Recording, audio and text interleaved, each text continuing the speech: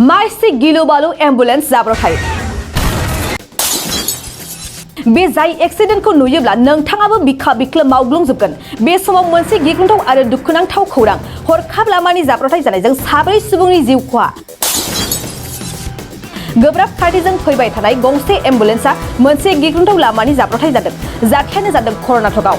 गंसे गोब्राब खारथिजों फैबाय थानाय एम्बुलेन्स राजा लामायाव थानाय टल गेटआव गाज्रि रोखोमैनो सौदावफैयो।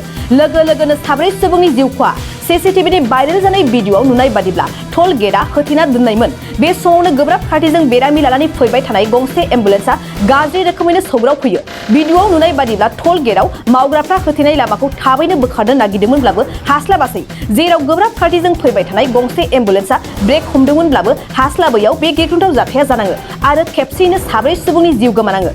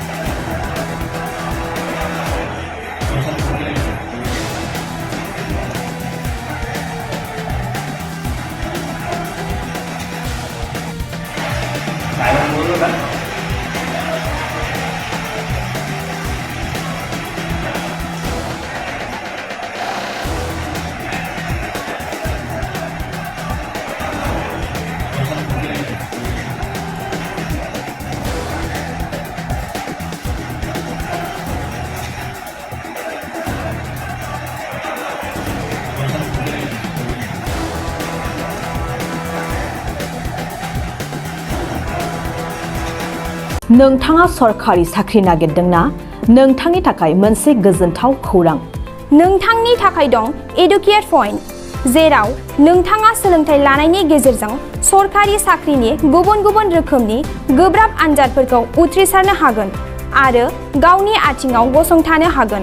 बे एडुकेट पइन्टआव नोंथांमोना SSC, bank PO, bank clerk, bank SO, UPSC, FSC, defence, railway, state insurance, एएअ, एडिअ एसिस्टेन्टजों लोगोसे स्टेट लेभेल जब आरो माखासे सरखारि साख्रिनि आनजादाव गोनांथि जानाय आयदाफोराव सोलोंथाइ लानो हागोन।